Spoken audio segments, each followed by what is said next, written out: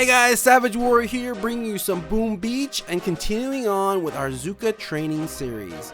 Today we are focused on that one thing that makes you look like a pro, when you can walk, talk, smoke, and chew gum while weaving Zookas through defensive structures with ease. This is actually one of the easiest skills to learn, but the one that everyone pays attention to as your task force watches a pass or fail attack by you. Those who struggle with the Zooka walk may not know about the previous skills that we learned in our training videos. If that's the case, I highly recommend that you go watch them or maybe even review if you already have. Previously, we learned how to land our Zookas, group and gather, gaining control of our troops without losing any numbers.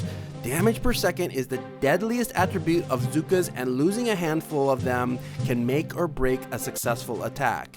And after we learn to land, we define the javelin throw or that distant flare to be what establishes the most talked about skill in the game, the topic of this video, the Zooka walk.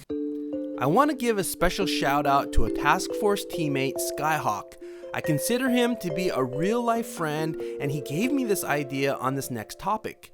Ross Davis, aka Skyhawk in Boom Beach, is a Paralympic sprinter who competed in 92, 96, and 2000, and a total of 9 Paralympic medals, including back-to-back gold medals in the 100 meters. He helped me come up with this concept about map and landing orientation, which seems to cause a bit of confusion and extremely relevant in learning to walk Zookas and warriors. There are 2 ways to look at a map, and many task force write notes based on this concept. Screen orientation is the easiest way to look at a map where the top of your screen is at 12 o'clock. Unfortunately, this makes understanding walking lines a bit confusing. When we talk about straight lines, we are actually talking about the 45-degree angle, and pros use here what I call landing orientation. Understanding this really helps define the correct walking path. Just think of 6 o'clock always being behind you, pointing towards the beach. And when you unload your landing crafts, you are unloading towards 12 o'clock. Notice that some maps have positions so that 12 o'clock is actually pointed northeast. Here, you have to shift your mind so that you can find the correct straight or 45-degree walking path.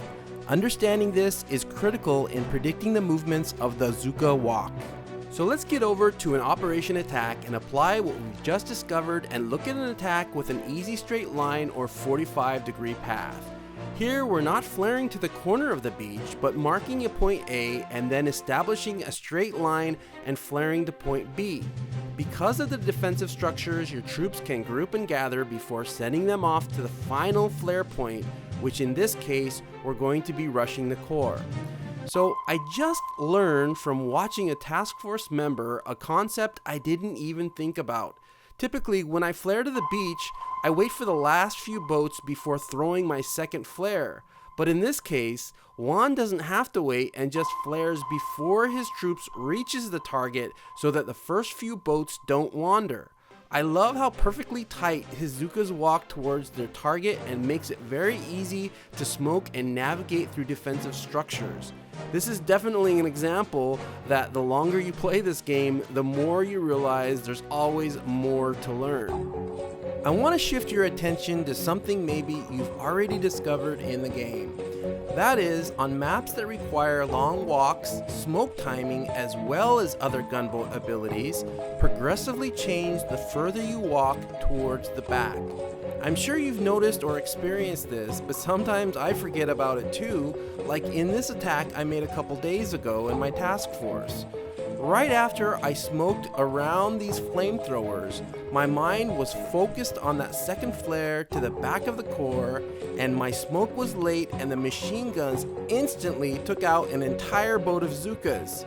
I make more mistakes than you probably think, but that's why I love making these videos, because I can control which videos I get to show you. Unfortunately, the task force I play with knows the truth. And even on this attack, it's not such a perfect landing, and the mortars are right on the beach and take out more than a few Zookas. And what kind of makes me mad is that in a rush like this, every troop counts towards that damage per second that I've spent so much time collecting red crystals and waiting to finally get those perfect troop damage statues and boosting them with powder. but maybe that's what keeps me coming back to this game. You know, when I scratch my head and try to figure out a better way and self-discover new tricks. So on the space, I try to figure out how to make a tighter line on a beach like this. I asked an officer first and he gave me the go-ahead, so I flare right to the middle of the beach, deploying my landing crafts 2x2 and using my thumbs and getting ready to rush the core. I ground myself below the power cell and then flare to my final destination, eyeballing it the best that I can in the straightest line as possible. Now on that flare, I make sure that it's the correct distance to the core. Then carefully, lead smoking, remembering the further back that you walk, the longer it takes the smoke to get there, and being extra careful around the flamethrowers and the machine guns. So now that I've arrived in the kill zone, I'll flare to the core and try to remember where my shock points are, making those final zoom or screen adjustments. I throw some critters, I throw the shocks, my gunboat energy is completely gone. All I can do now is sit back, cross my fingers, and fortunately we take out the core. Anyway, I really enjoyed making this video today, trying to create a more interesting story. I need your feedback, your comments, so that I keep on doing what I'm doing. Until next time, Savage Warrior out.